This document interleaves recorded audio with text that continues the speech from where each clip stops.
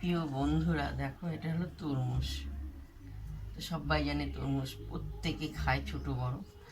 তো তোমাদেরকে আমি একটা জিনিস দেখাচ্ছি, যে তরমুজের ছালটা দেখতে পেয়েছো? এই ছালটা তোমাদেরকে আমি একটা রান্নার রেসিপিতে করে দেখাবো। তো আমি ছালটা একটু কেটে নেবো। তো কীভাবে কাটবো তোমাদেরকে আমি দেখাচ্ছি। খুব সুন্দর লাগবে জানো, ছাল দিয়ে তরকারি করলে। পরিষ্কার করে কেটে নেওয়া হলো, যে লাল অংশটাকে আবার ফেলে দেবো।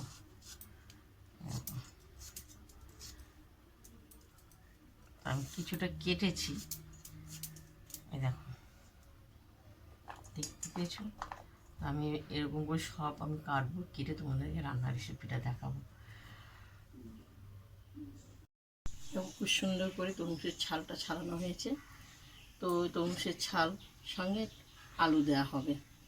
একটু আমি গরম জল দিয়ে ভাপিয়ে নেব। কড়াইতে একটু গরম জল দেওয়া হলো, দিয়ে আমি তরমুজের ছালগুলো এখানে দিয়ে দেওয়া হলো, আর আলুগুলো দিয়ে দেওয়া হলো, একটু ভাপিয়ে নেব। খুব সুন্দর সিদ্ধ হয়ে গেছে। দেখো আমি এখানে জলটা ঝরাবো।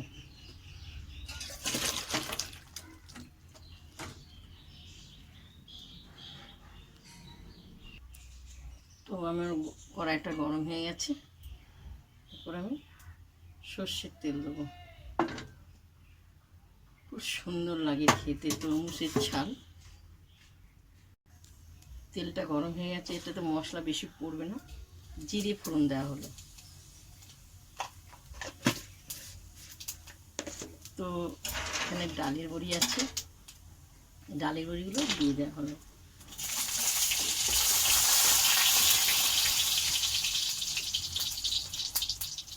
সাইডে দুটো শুকনো লঙ্কা ছিঁড়ে দেওয়া হলো।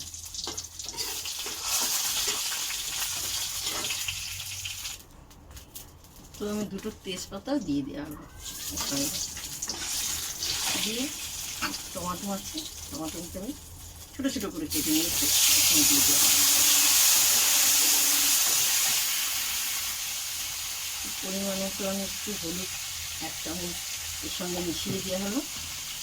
পরিমাণ মতো 1 চামচ নুন দেওয়া হলো। দিয়ে আমি ভালো করে নেড়ে চেড়ে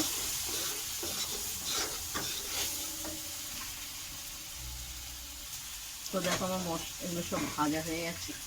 এবার জল ঝরানো একটু খালা আলু দিয়ে ভালো করে নেড়ে চেড়ে, এটা পালে তোমার চিংড়ি মাছ দিয়ে এটা নিরামিষ করছি। চিংড়ি মাছ একটু ভালো লাগবে খেতে।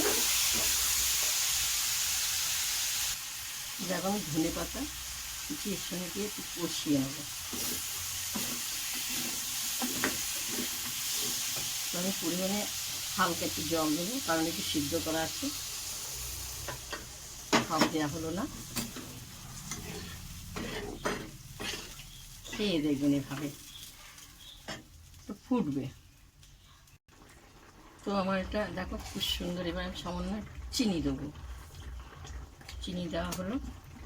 ওই যে শুকনো লঙ্কাটা দিয়েছি, শুকনো লঙ্কা দিয়ে ভেঙে দেবো, কেন শুকনো লঙ্কার একটু ঝাল, আমি কিন্তু কারণ ঝাল দিইনি, মশলাও দেখেছি না, একটুকু মশলা দিই। দেখো খুব সুন্দর হয়েছে তরকারিটা।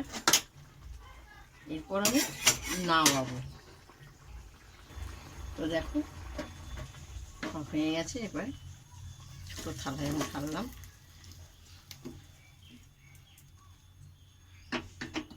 তো আমি তোমাদেরকে খেয়ে দেখাবো কেমন হয়েছে। সুন্দর নতুন একটা রেসিপি দেখতে পেয়েছো। একটু চিংড়ি মাছ হলে আরও সুন্দর হতো। অপূর্ব হালকা হালকা ঝোল।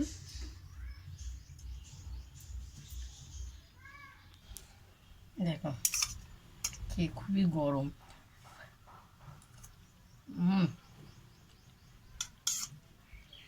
ডালের বড়ি।